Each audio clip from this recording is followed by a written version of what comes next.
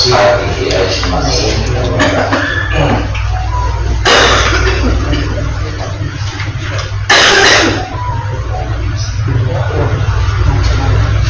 Masih di bab 2 tentang bagian kedua, isi dan misi seorang muslim.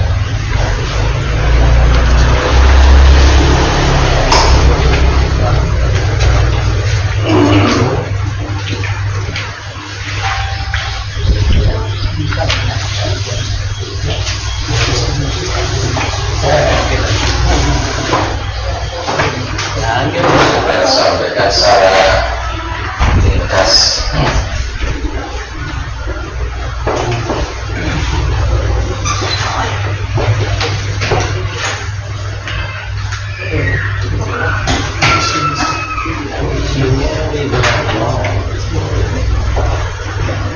Misi itu apa? Pandangan jauh ke depan.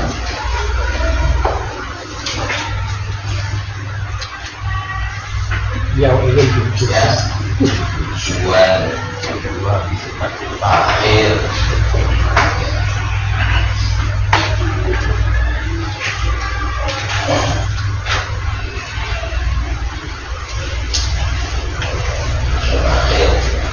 Tujuan jangka panjang.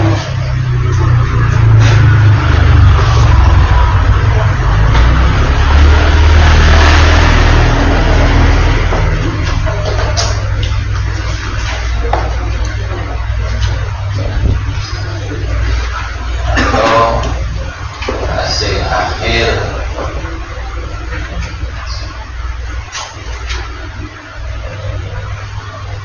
yang tidak tercapai.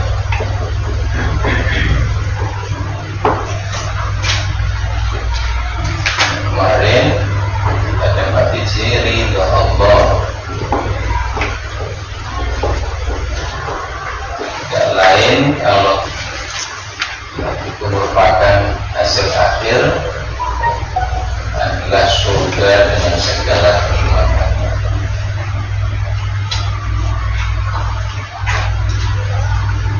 Misi itu berkaitan dengan peran dan tugas.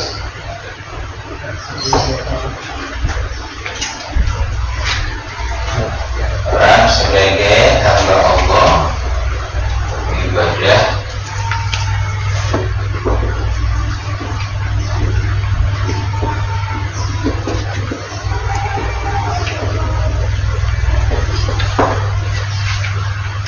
sebagai Khalifatullah, tugas khilafah.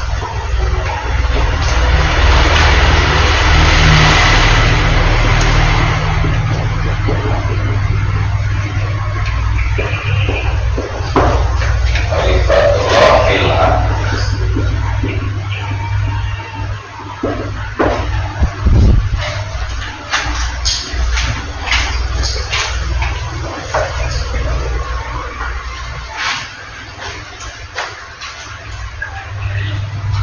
Bisa buka surat Al-Imran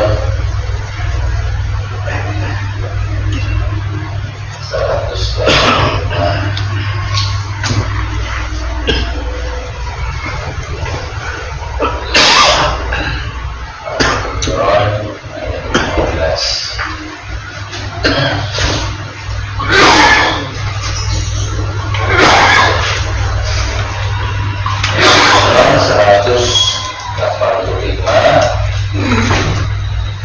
kullu nafsin dha'iqatul maut wa innama tuwaffawna ujurakum yawmal qiyamah faman zuhziha 'anil nar wa udkhilal jannah faqad faz wa mal hayatud dunya illa mata'ul ghurur. Itu sudah merangkum misi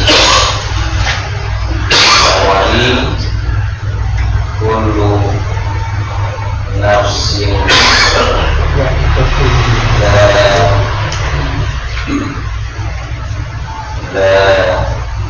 dha'iqatul maut.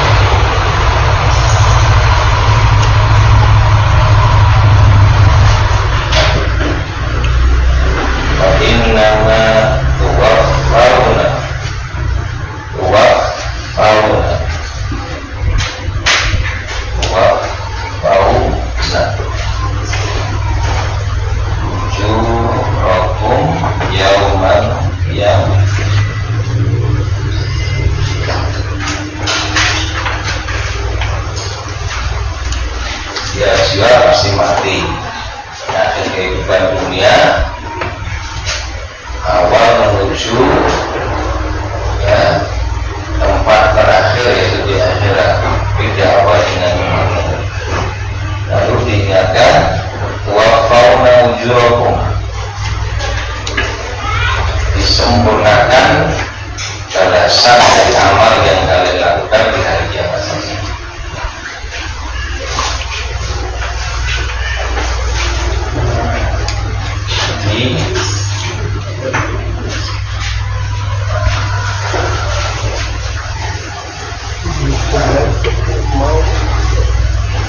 Wafauna ujurakum yaumil qiyamah itu menjelaskan bahwa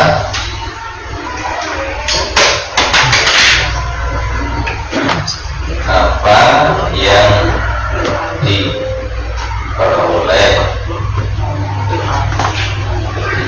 dunia belum merupakan keseluruhan balasan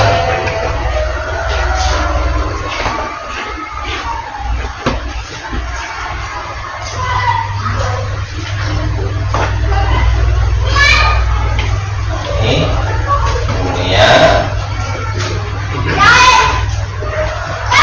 kehidupan dunia berakhir dengan kematian.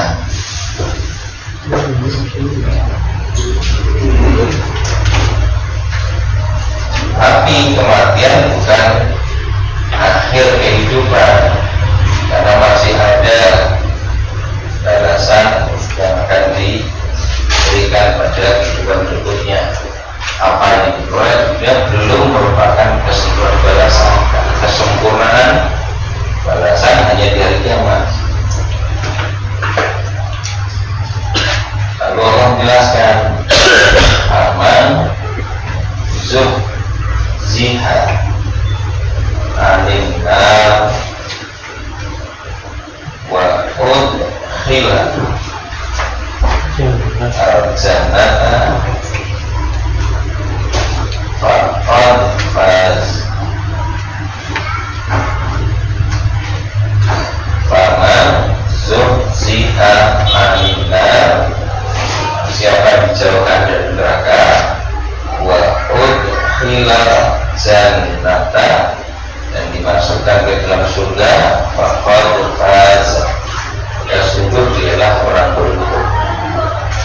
Maka zuhziha anin nar wa udkhila jannah, inilah pada akhirnya, inilah visi.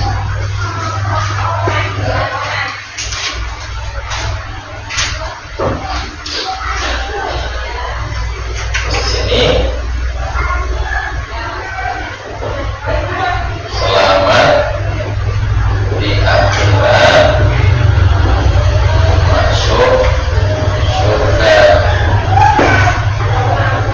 Nah, ini visinya, dan ini merupakan wujud dari jalan Allah. Allah itu manusia pasti selamat di akhirat dan dimasukkan ke dalam surga. Terus diingatkan pada penutup ayat ini, wa mal hayatud dunya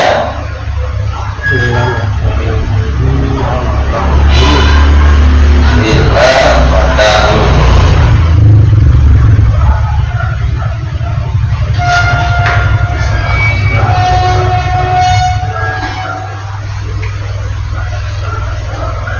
Wa mal hayatud dunya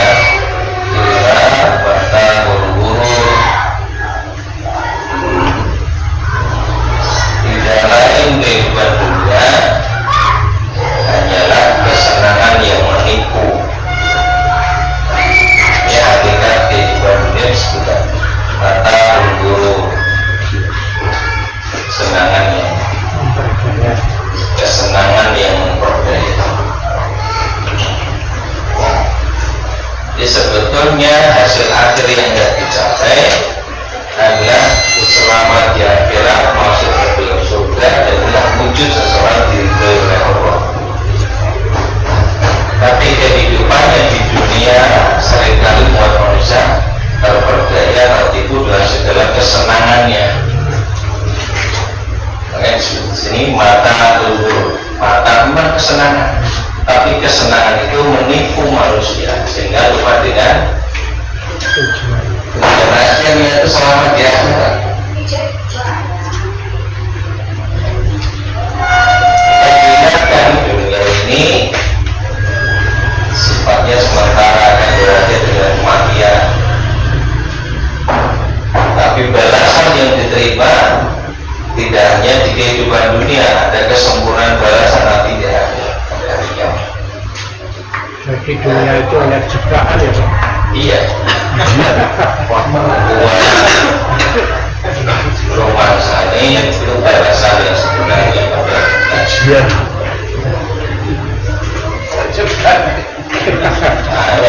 Rasul.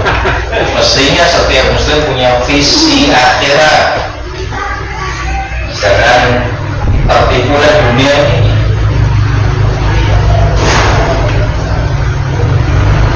Dunia sedemikian juga untuk bisa menutupi hakikat akhirat yang ada di dalam.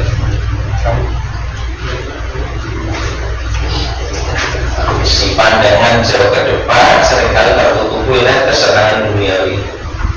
Manusia lupa dibaliknya pada akhirat itu, pada akhirnya kesana.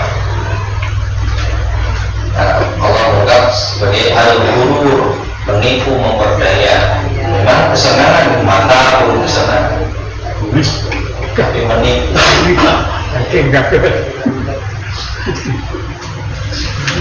Fana.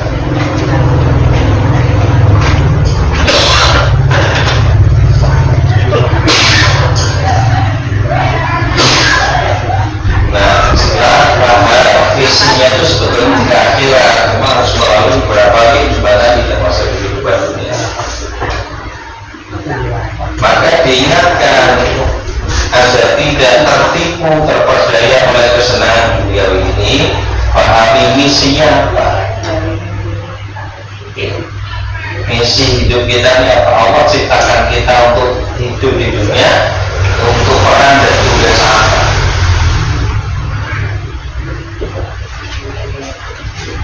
Misi itu kan lebih ke peran dan tugas. Saya Rasul, misi Rasul itu ya adalah menyampaikan risalah Islam pada manusia. Misi Rasul sebagai rahmatan lil alamin, peran dan tugas. Nah, manusia sambung perannya sebagai hamba Allah, tugasnya adalah ibadah. Doa surat Al-Baqarah. Pada pokoknya adalah abdi hamba Allah, sehingga tugasnya secara keseluruhan di sepanjang kehidupan dunia adalah mengabdi kepada Allah, ibadah kepada Allah, tunduk patuh taat pada kita.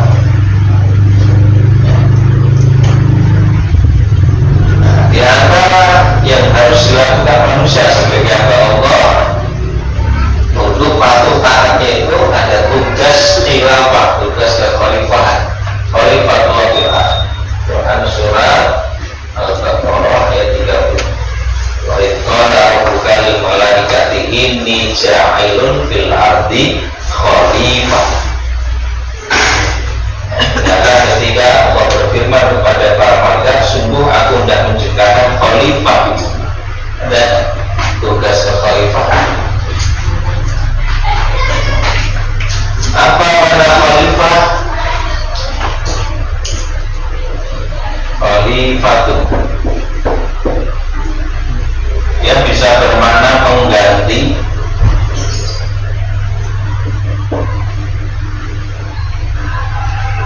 ya, bisa bermakna pemimpin.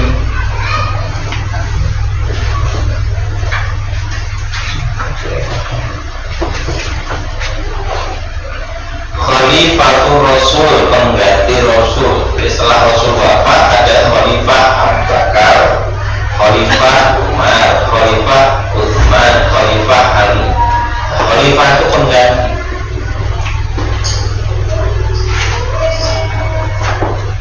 Pengganti itu menjadi wakil dari yang digantikan. Seringkali juga dimaknai sebagai wakil. Sebagai wakil dia melakukan tindakan sesuai dengan kehendak yang diwakili atau yang tidak. Dan bisa seenaknya.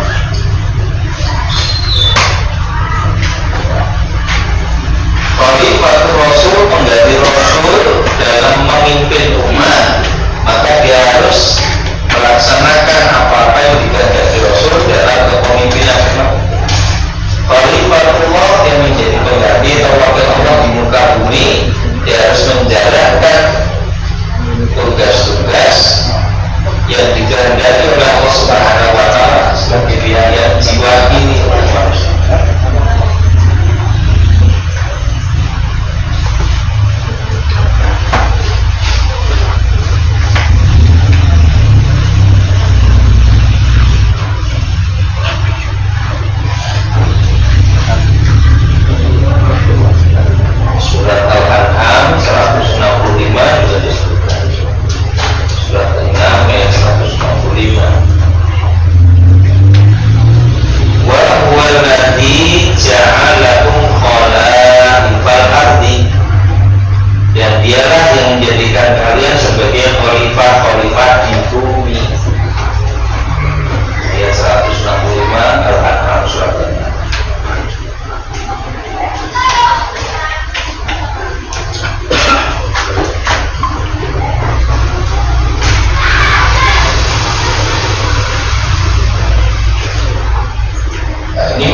tugas berat menjadi wakil Allah dalam menjalankan kehidupan di dunia ini, sehingga manusia dalam menjalani hidupnya di bumi itu harus melaksanakan apa-apa yang ditugaskan oleh Allah, menjadi wakil Allah dalam melaksanakan kehidupan.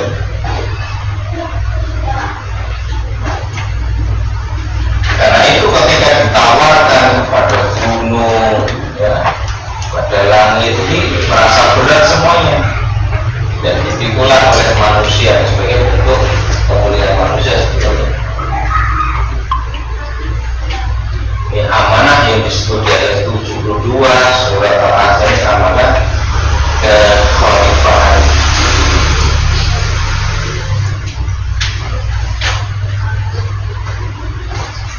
Al-Baqarah 286 juga. Ya, Al-Baqarah 286 terakhir. ya. Dan ingatlah ketika Tuhanmu berfirman kepada para malaikat, aku tidak menjadikan khalifah di bumi. Mereka berkata, jika engkau tidak menjadikan orang yang membesarkan ini makan darah. Ayat 30, Bukan 386. ayat 30. Kalau 286 mulai dari Allah. Iya, itu yang 30. Medsos itu software. Oh iya, ini ayatnya itu 286. Berapa? 30.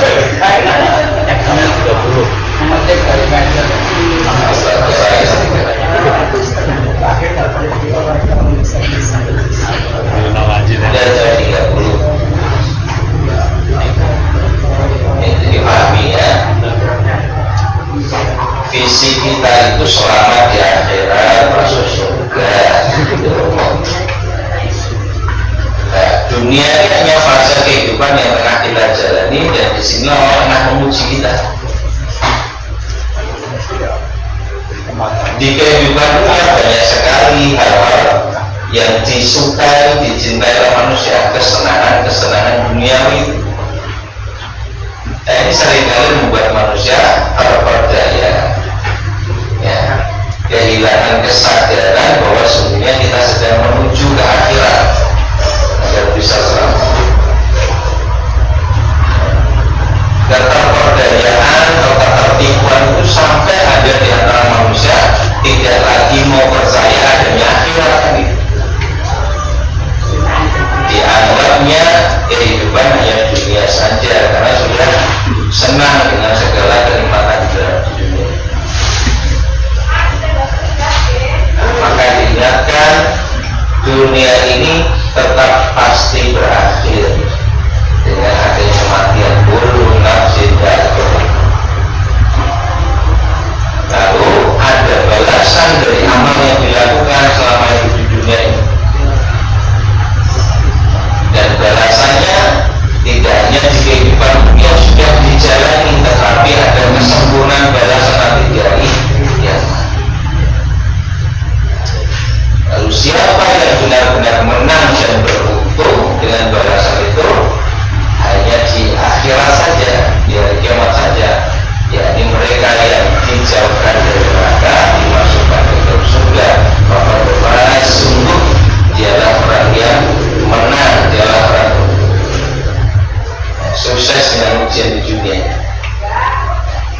Adapun dunia memang kesenangan, tapi telah memperdaya manusia, sehingga Allah menyatakan wa mal hayatud dunya illa mata'u.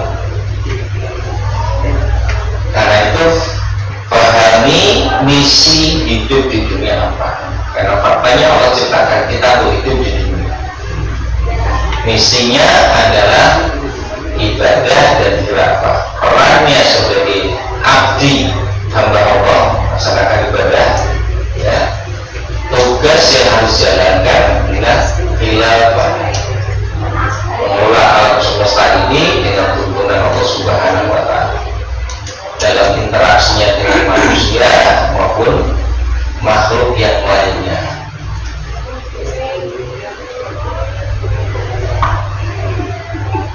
Nah, agar terwujud apa yang jadi visi dan misi ini,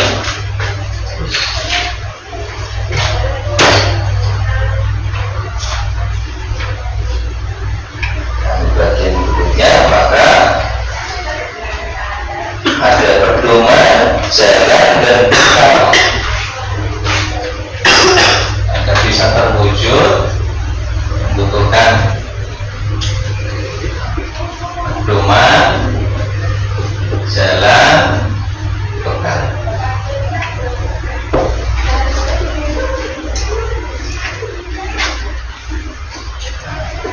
Pedomannya agar tidak terperdaya selama di kehidupan dunia, miliki pedoman.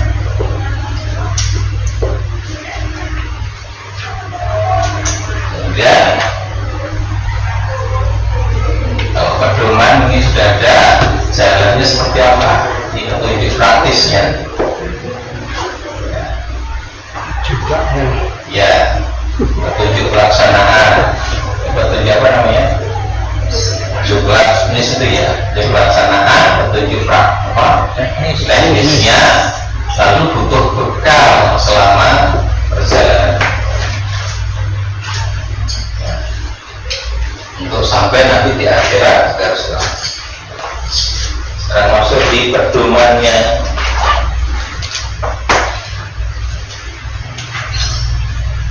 Ya, saya kira.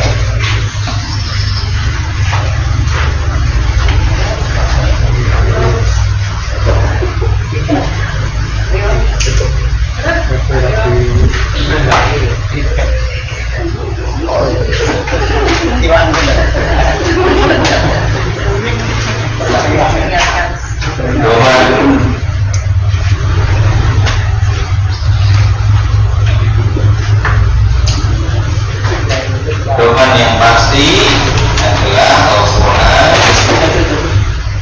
Sunnah, Al-Hadis, As-Sunnah. Dalilnya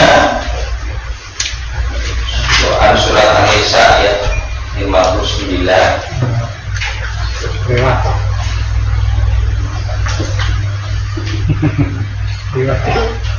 Wa in tanazatum fi syai'in farudduhu ila Allah wa Rasul. Kemudian juga hadis Nabi, taraktu fikum amrayni,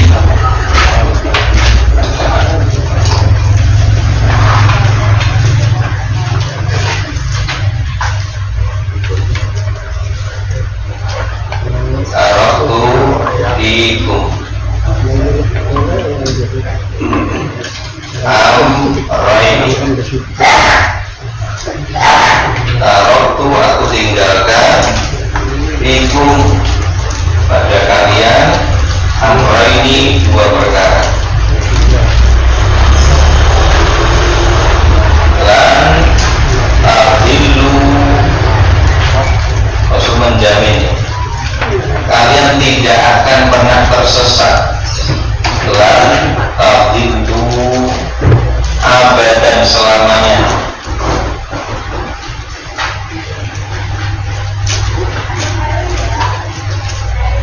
Dua perkara yang aku tinggalkan untuk kalian, kalian tidak akan tersesat selamanya. Syaratnya in tamassaktum bihima, selagi kalian berpegang teguh dengan keduanya. In jika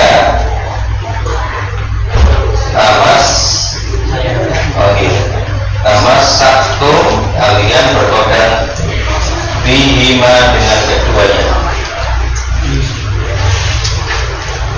Apa itu keduanya? Amrain tadi kitabullahi, kitabullahi wa dan sunnatu rasuli.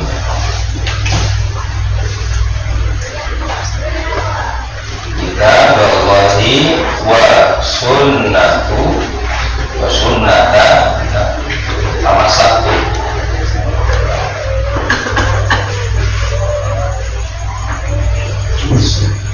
Wa sunnata rasuli.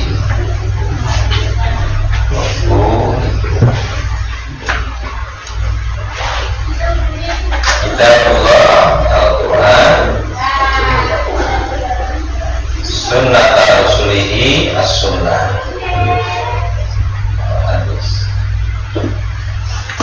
Berdasarkan ayat Quran ini dan hadis ini, pedoman pokoknya adalah Al-Quran dan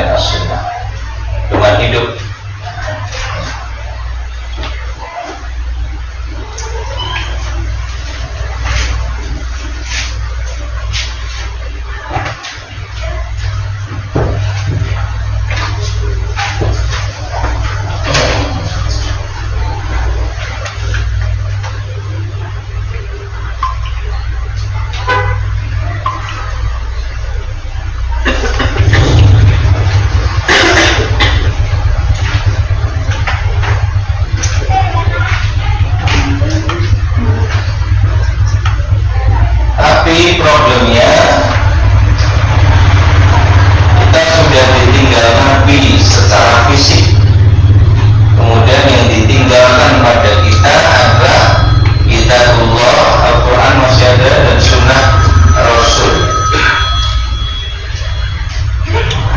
Al-Quran telah dihafalkan para sahabat dan dicatat juga oleh sebagian sahabat yang ditugasi, dan dilakukan kodifikasi pengumpulan menjadi satu mushaf, dan terus menerus diajarkan dari generasi ke generasi sampai kepada kita. Begitu juga petunjuk yang bersifat pemahaman sampai praktek dari Al-Quran yang ada pada diri Nabi SAW, sunnah, disampaikan pula oleh para sahabat. Sahabat-sahabat yang menyampaikan sholatnya Rasul, puasanya Rasul, kehidupan rumah tangga Rasul. Pada awalnya dari lisan ke lisan yang lainnya, tapi tak kalah kemudian dalam sejarah terjadi upaya-upaya untuk memasukkan hadis Nabi. Para ulama kemudian melakukan perjalanan untuk meneliti apa-apa yang dinisbatkan kepada Nabi dikatakan sebagai hadis. Nah, ditelitilah apa-apa yang disebut sebagai ucapan Nabi, perbuatan Nabi, dan seterusnya, sehingga diketahui mana yang benar-benar bersumber dari Nabi, mana yang ternyata hanya diada-adakan saja. Para ulama ini pun kemudian menghimpunnya dalam kitab-kitab yang mereka himpun, jadi kitab-kitab hadis. Nah, sehingga pedoman Al-Quran dan Sunnah ini tentu harus merujuk pada pemahaman dan praktek atau pengamalan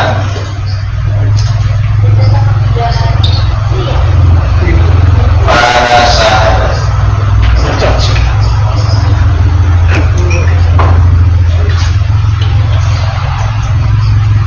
Kenapa harus berdasarkan pemahaman dan pengamalan para sahabat?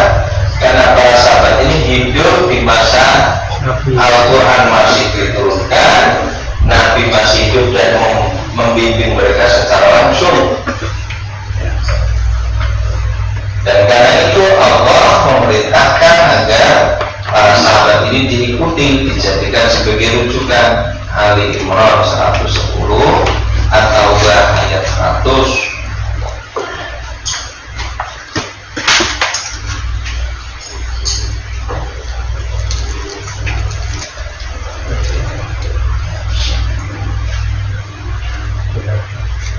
Dan kalau mengikuti para sahabat, maka kita akan mendapatkan ridho Allah.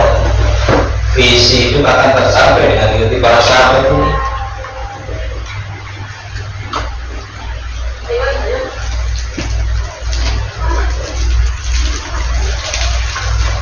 Ini satu, iman dan amal soleh secara umum. Dua, mengikuti para sahabat.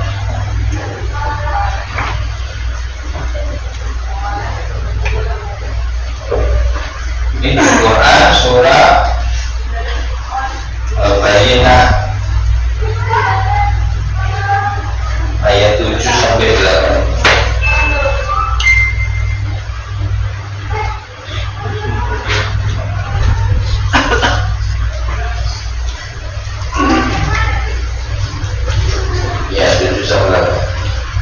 Innal ladzina amanu wa amilus solihati ulaika hum khairul bariyah jazaohum inda rabbihim jannatu 'adnin tajri min tahtiha al-anhar khalidina fiha abada radhiyallahu anhum. Allah ridho kepada mereka, mereka pun ridho kepada Allah. Amal soleh berdasarkan ayat 7 sampai 8 surat Al-Bayyinah. Ya.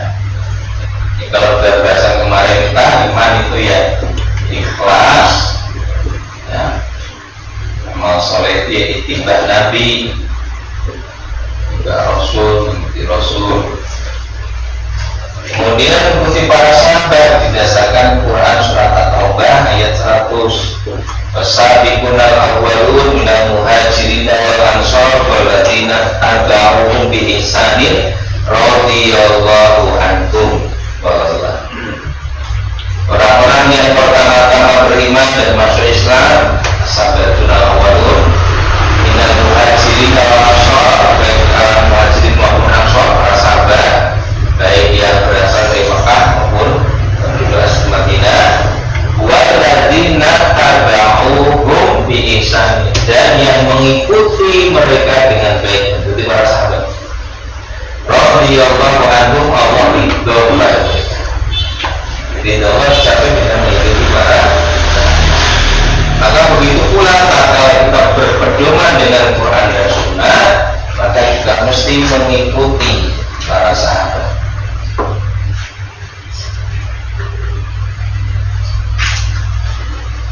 Jadi simpelnya begini, kalau sunnah Quran kali hadis kira yang 2 kali CW ini kalau menurut saya maknanya begini aja menurut saya.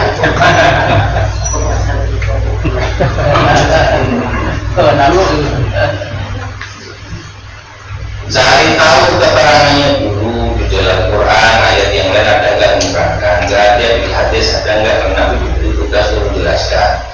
Di hadis kata umat dan nggak keterangan para sahabat. Ya. Gak ada juga harus akal dengan mengikuti kaidah-kaidah bahasa Arab. Bahasa Arab bilang nanti menurut saya. Karena Quran dan bahasa Arab.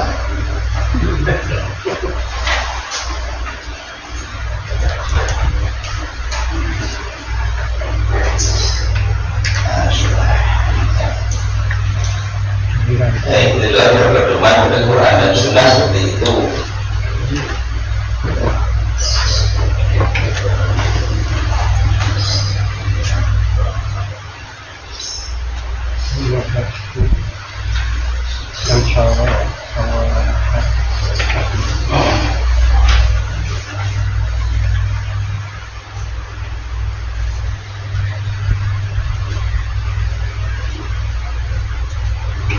Terus sekarang ke jalan hidup. Al-Quran dan juga hadis Nabi kan fungsinya antara sebagai petunjuk, pedoman yang memberikan petunjuk, dan juga penjelasan tentang jalan hidup.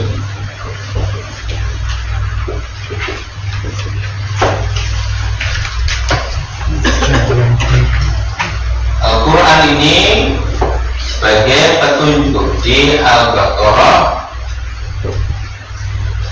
ayat 185 disebutkan hudal linnas,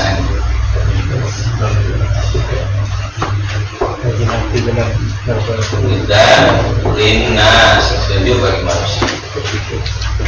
Ya.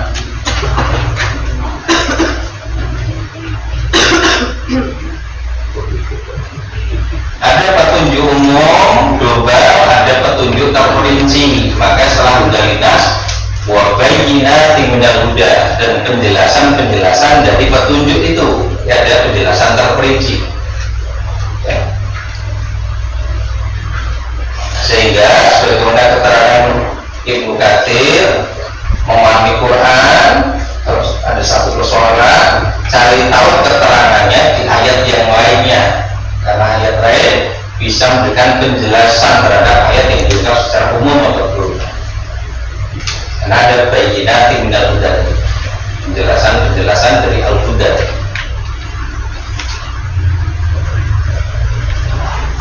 Nah, kalau nggak ketemu, cari dalam hadis bagaimana Allah tugaskan Nabi untuk menjelaskan Quran di ayat 44 surat An-Nahl, litubayyina linnas ma nuzila ilaihim, agar engkau Muhammad menjelaskan kepada manusia apa yang diturunkan kepada mereka itu Al-Quran, agar engkau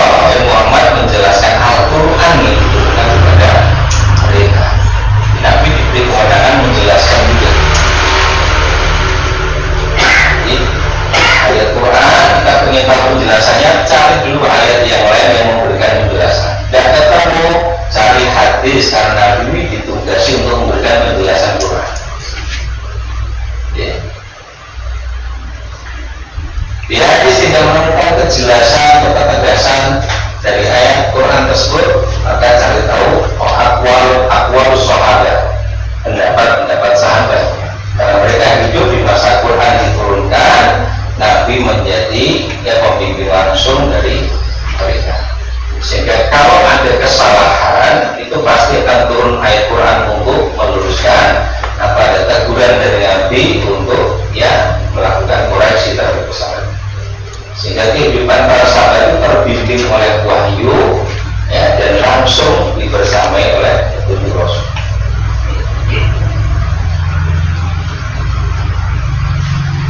Nah, dari ayat Quran sebagai petunjuk ini, kita minta petunjuk kepada Allah. Ihdinas siratal mustaqim. Ihdinas siratal mustaqim.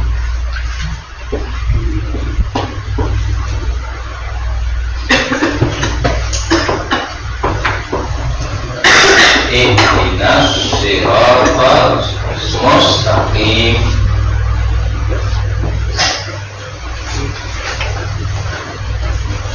Beri kami petunjuk ya Allah, dan petunjuknya itu adalah Al-Quran. Petunjuk apa? Siratal mustaqim. Siratal mustaqim menurut Quran apa? Siratal mustaqim menurut Quran apa? Siratal ladzina an'amta alaihim. Quran jelaskan siratal mustaqim itu adalah siratal ladzina an'amta alaihim. Ini cari tahu dulu penjelasannya dari Quran. Intinya kasih kami petunjuk ya Allah, petunjuk dalam Quran. Petunjuk tentang apa? Siratal mustaqim. Maka menurut Quran siratal mustaqim apa? Menurut Quran siratal mustaqim adalah siratal ladzina an'amta alaihim, jalannya orang-orang yang kau beri nikmat pada mereka. Siapa orang-orang yang diberi nikmat oleh Allah? Masih menurut Quran bagaimana? Di Quran surat An-Nisa 69. Alladzi an'ama Allahu alaihim minan nabiyyin wasiddiqin wasyuhada wassalihin. Orang-orang yang diberi nikmat oleh Allah itu adalah para nabi, para siddiqin, para syuhada, para sholih. Siratal ladzina an'amta alaihim. Alladzina an'amta alaihim menurut Quran adalah para nabi, para siddiqin, para syuhada, dan orang-orang saleh.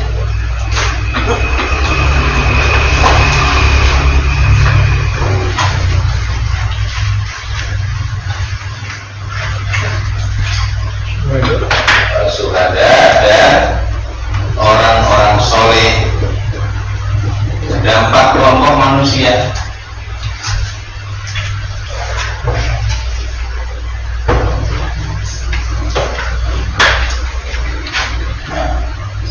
Para nabi, para siddiqin, para syuhada, orang-orang soleh.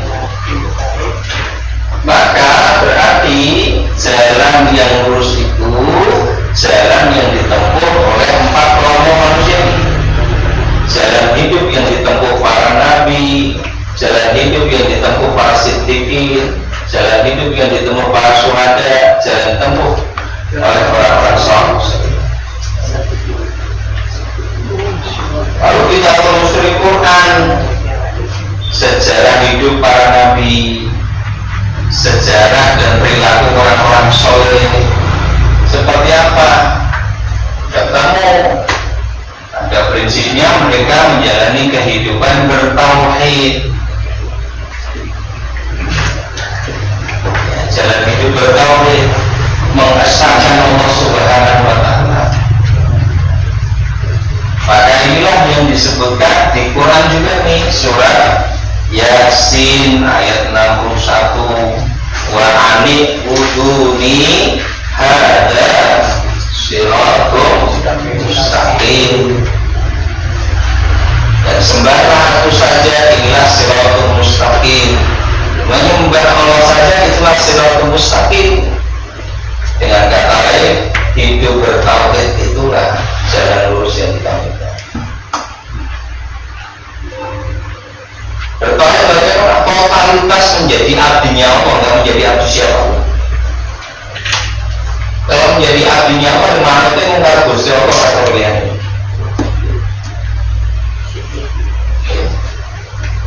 Totalitas bertauhid.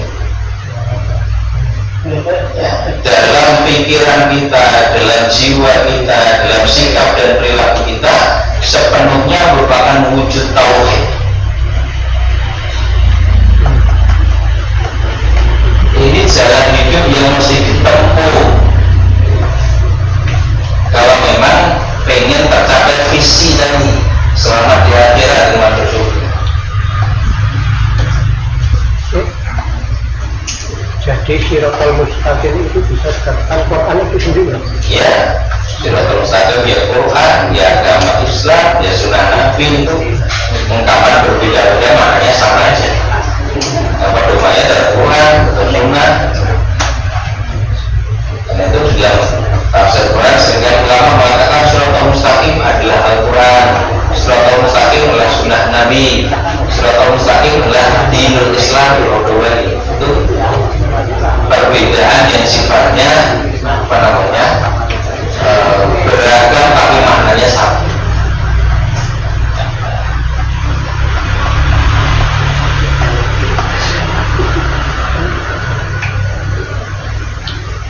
Ya, pedoman hidupnya sudah, jalan hidupnya ini, nah terakhir bekal yang diperlukan karena menjalani kehidupan totalitas bertauhid ini bukan hal yang sederhana dan mudah, maka butuh bekal.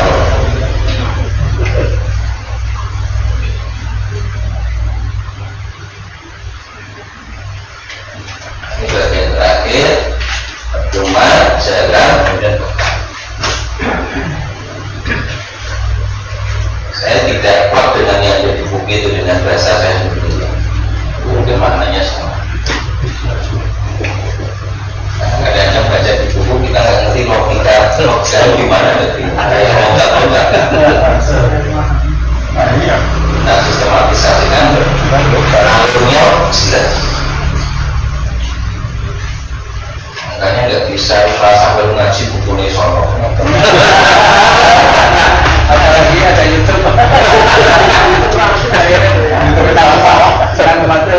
Emang ada yang begitu? Ya. Ada yang begitu? Ya. Itu beda. Maksudnya dari airnya Itu ada sama kamera tuh. Semua bisa dituliskan gitu saja.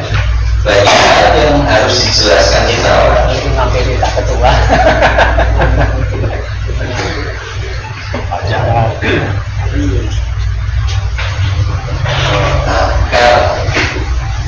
Bekal hidup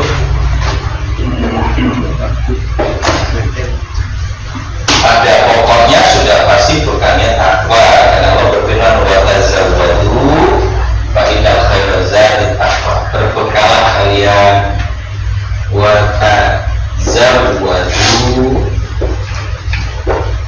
tazawwadu berbekalah kalian, inna khairaz zadi at-taqwa.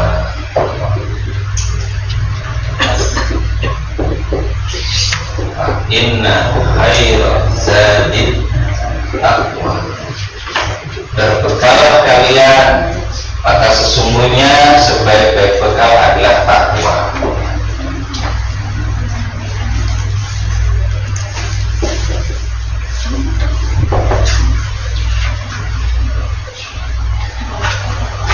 Nah, agar bisa berbekal ketakwaan itu untuk apa saja?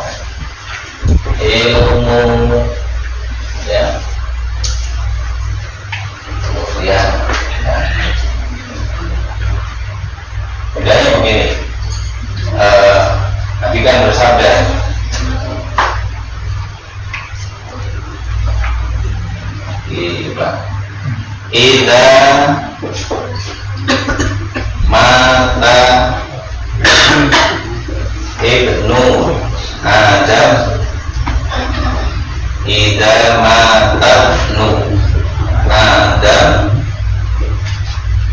in qata'a amaluhu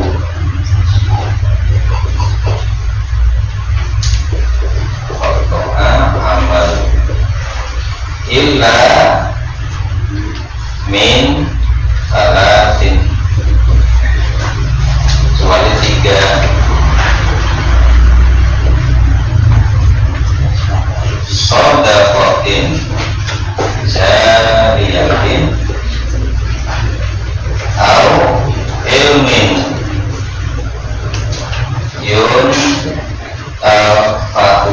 bihi au waladin sholihin yad'u lah shadaqatin jariyatin ilmin yuntafahu bihi waladin sholihin yad'u lah. Kalau anak Adam yaitu manusia telah meninggal dunia, terputus amalnya. Yang dimaksud terputus amalnya adalah dari memperoleh pahala, dan dia tidak bisa melakukan amal secara langsung yang mendatangkan pahalanya kecuali 3: shadaqah jariyah, ilmu bermanfaat, anak soleh yang mendoakan. Inilah bekal yang kita bawa. Ilmu, ya, sedekah jelas, amal soleh, ibadah umum maupun khusus, ya, anak soleh,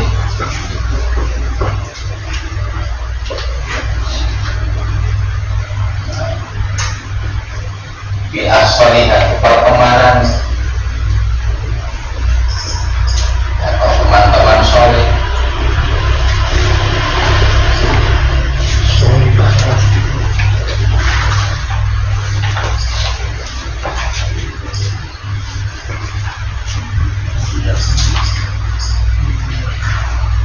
Karena begini, karena takwa ini secara umum bila kami melaksanakan perintah Allah, meninggalkan larangannya. Untuk bisa melaksanakan yang diperintahkan, meninggalkan yang dilarang, maka harus tahu perintahnya itu apa saja, larangannya apa saja, maka butuh ilmu. Bahkan setelah tahu perintahnya apa, larangannya apa, masih butuh ilmu lagi, melaksanakannya bagaimana.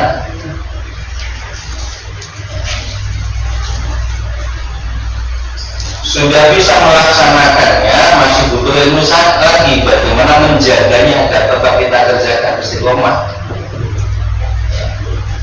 Sudah istiqomah, masih butuh ilmu lagi, bagaimana agar tidak riya, tidak sum'ah. Itu ilmu untuk benar-benar.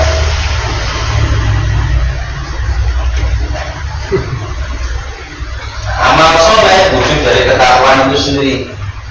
Anak soleh, ya, ini bagian dari kewajiban kita untuk melaksanakan perintah Allah mendidik anak. Yang setelah kematian kita akan terus mengalirkan pahala. Teman-teman soleh, karena mereka menjadi orang-orang yang membersamai kita dalam melaksanakan perintah Allah. Maka di ayat 13 surat Al-Hujurat, konteksnya takwa berkaitan dengan teman-teman yang soleh. Sebelum Allah mengatakan inna akramakum indallahi atqakum, sesungguhnya orang yang paling mulia di antara kalian adalah orang yang paling bertakwa. Itu karena sebelumnya adalah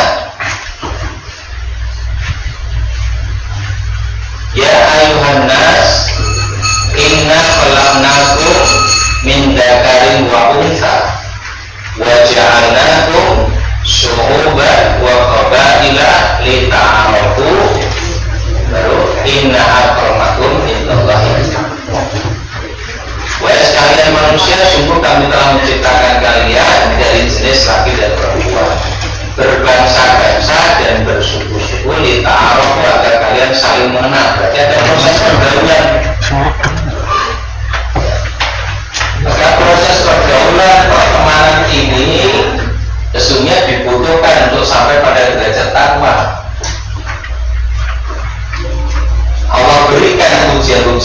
dalam interaksi sosial manusia berbagai macam jenisnya, suku bangsa dan sebagainya.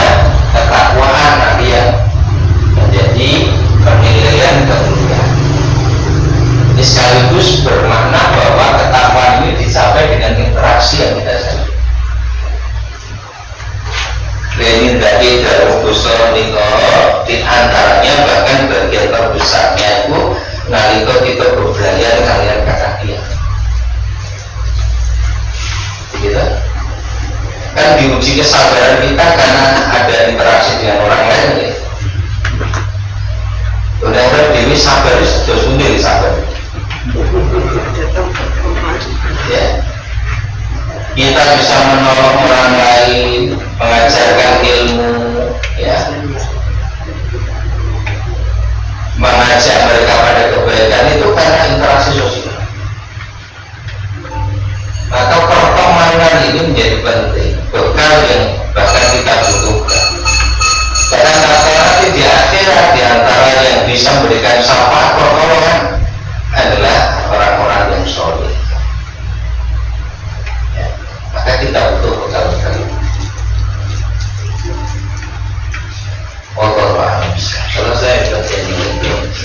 Ringkasnya dulu. Yang mau disampaikan.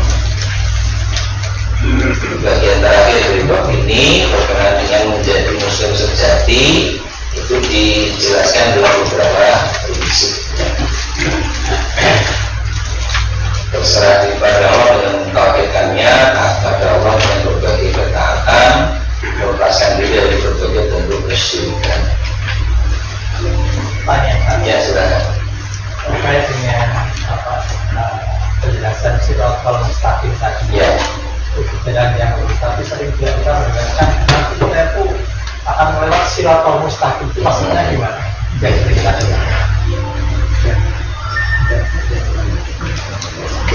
Ya, kalau siratal mustaqim tadi kita sudah jelaskan dari sebuah ayat Al-Quran, jalan hidup yang harus kita tempuh di sepanjang kehidupan dunia ini yaitu dengan mentauhidkan Allah. Kalau sirat di akhirat itu ya kemudian digambarkan dalam riwayat itu penyebutannya sirat bukan siratal mustaqim. Ya, karena dia berupa satu jalan yang harus dilalui disebutkan dalam surat Maryam. Surat Maryam surat ke-19.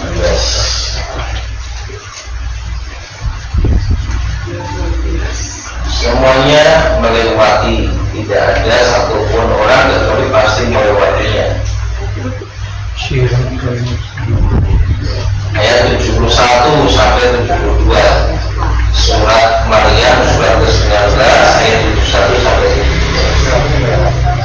Wa in minkum illa wariduha, tidak ada seorang pun di antara kamu yang tidak mendatanginya, ya, mendatanginya yaitu pada neraka. Pada wariduha itu kembali pada ayat sebelumnya yang menjelaskan tentang neraka. Summa lanahnu a'lamu billati hum awla biha siliyya. Selanjutnya kami sungguh lebih mengetahui orang yang seharusnya dimasukkan ke dalam neraka. Terus ayat 71-nya, tidak ada seorang pun dari kalian yang tidak mendatanginya, mendatangi neraka itu. Nah, kadang ada orang yang salah paham, berarti tampil benar kok bukan, ya. Yang dimaksud dengan apa namanya wariduha pada ayat 21 adalah al-murur. Tidak maksudnya al-murur itu melewati neraka, karena di atas ada sirat, di bawahnya neraka, di atasnya ada sirat, jembatan, ya, di atas neraka. Nah, penjelasannya ada di dalam hadis. Di atas neraka ada jembatan yang membentang, maka makna wariduha pasti dari kalian akan mendatangi neraka itu, mesti lewat.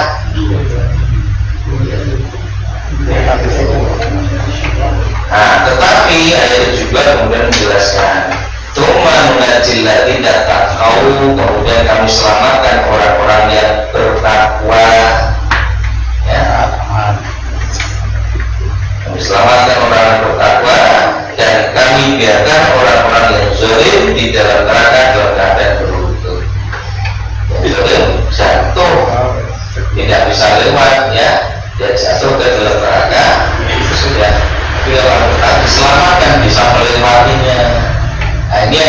hadis-hadis disebutkan ada yang melewatinya secepat kilat, ada yang bisa melewatinya dengan berlari kencang, ada yang melewatinya dengan berjalan lambat, ada yang melewatinya dengan merangkak.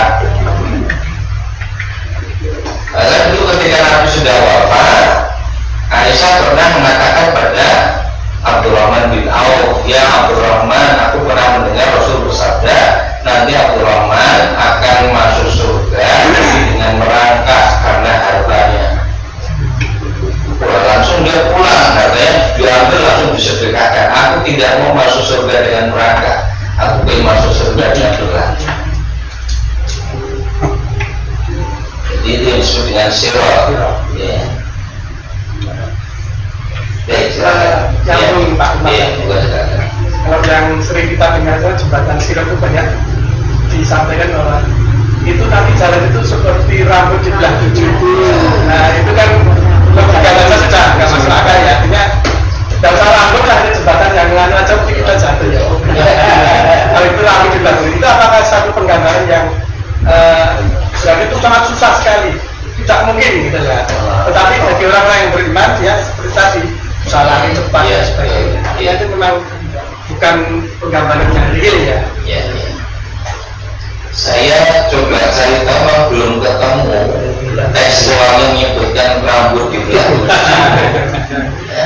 Tapi sebagian masyhur populer dalam pengajaran di masyarakat kita. Apakah dimaksudkan memang ini jembatan yang sangat tidak mudah melewatinya dan hanya orang-orang yang diselamatkan oleh Allah saja yang bisa lewat, ya mungkin ada kesulitan. Tapi kalaupun ada, ya kita harus memastikan adanya dalil yang mengungkap kalimat tersebut. Tapi apapun bisa lewat atau tidaknya lebih karena faktor ketakwaan kepada Allah. Ya dalilnya itu juga surat Al-Fatihah.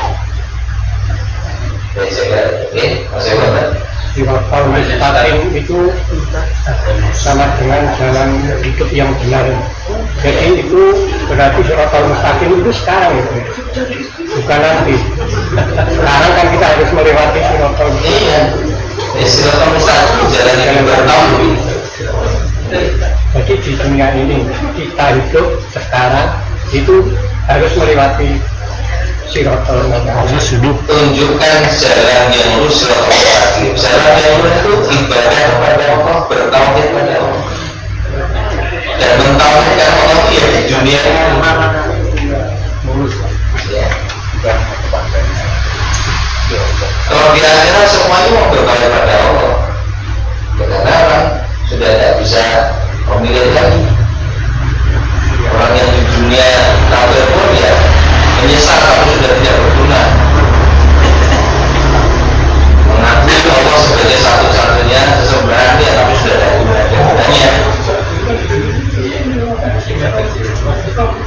Jadi ya jalan itu bertauhid ya di dunia. Jadi Ustaz, Ya. Kaitan dengan visi kita dalam arti kata untuk berumah hidup itu kan Quran dan hadis ya. Cuman ada menurut saya jawabnya atau gimana?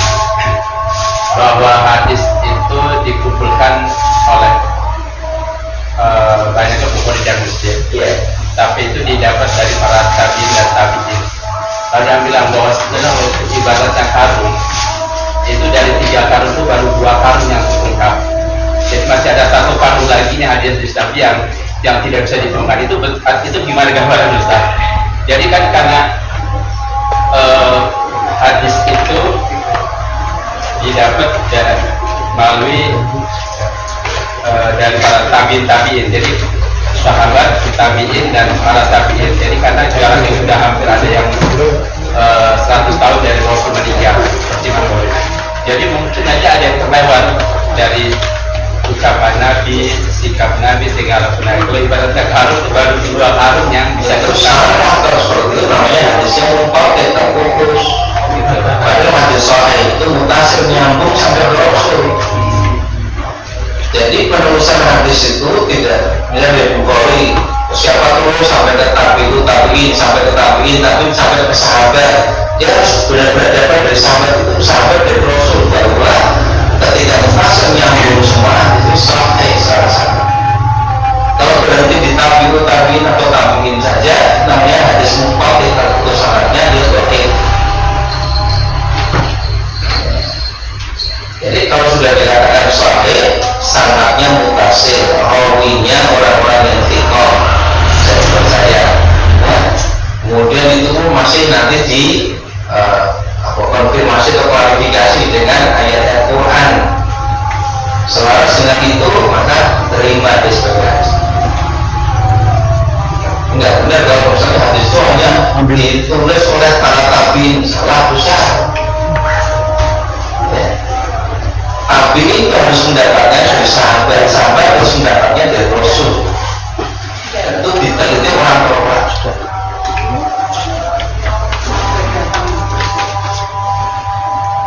Empat imam mazhab, Maliki, Hanafi, Maliki, Syafi'i, Imam Ahmad bin Hanbal, semuanya hidup di masa tabi'in dan tabi'ut tabi'in. Kalau Imam Ahmad bin Hanbal di masa tabi'ut tabi'in, tiga imam yang lain di masa tabi'in. Itu jalur rantai peribatannya masih cukup pendek, masih bisa ditelusuri. Tapi itu muridnya sahabat. Sahabat itu langsung ke Nabi, pendek. Dan tabi'in sahabat Nabi. Nanti ada jalur riwayat Nabi, tidak hanya satu yang bisa menguatkan bahwa benar-benar si fulan ini dapat hadis dari Nabi. Maka nanti ada syawahid, hadis-hadis dari syahid menjadi penguat. Jadi betul ketika sudah dikatakan sahih, ini sudah penelusuran yang luar biasa panjang dengan ketelitian dan sangat ketat dan didokumentasikan. Maka ada kitab-kitab rijalul hadis, kitab-kitab tentang orang-orang yang meriwayatkan hadis, sama rekam jejaknya ada semua. Ini bisa diterima enggak? Kalau hadis dibawakan orang, tidak akan kita temukan seperti ini kecuali di dalam Islam. Ya, dalam disiplin keilmuan barat tidak ada gitu. Ya, dalam konsep keilmuan barat itu cukup dengan mengutip buku karya siapa selesai. Ya akan diteliti ini orangnya sifatnya seperti apa, jujur atau enggak, kemudian dia suka lupa atau tidak, itu enggak akan. Tapi dalam rijalul hadis, kitab yang menjelaskan orang-orang membawakan hadis sampai disebutkan orang ini lupa atau tidak, ibadahnya bagaimana, suka bohong atau tidak. Jadi sangat ketat sekali untuk sampai pada kesimpulan bahwa itu bukan berasal dari Rasul. Berarti tidak ada perilaku Nabi atau ungkapan Nabi yang melewatkan itu. Ya, Kira-kira ya. Karena kan keseharian Nabi Rasul itu kan tidak mungkin sahabatnya selalu ada di situ. Lebih baik dulu dia dari situ. kita bisa mengatakan ada kekuatan kalau kita tahu semuanya, sebenarnya tidak tahu semuanya. Pertanyaannya itu. Ya, cukuplah kita mengikuti apa yang disampaikan pada kita. Tidak ada tuntutan lebih dari itu.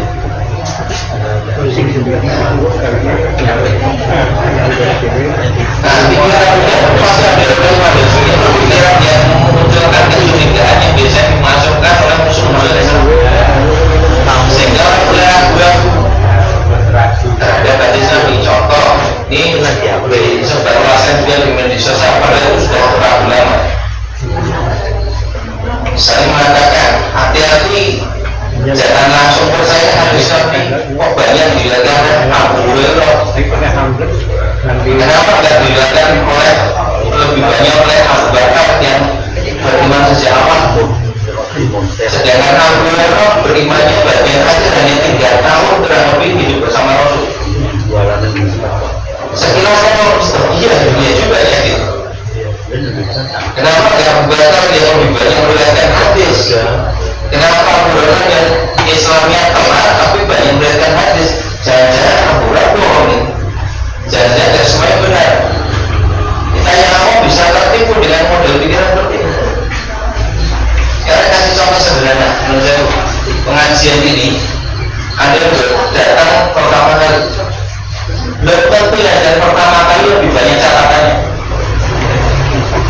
Ya, belum tentu ya, dan pertama kali lebih memperhatikan. Ya, perhatiannya pada yang lain. Abu Bakar memang pertama mengikuti Nabi. Aku pusat perhatiannya bukan pada menghafalkan ucapan dan perbuatan Nabi itu bisa berakhir.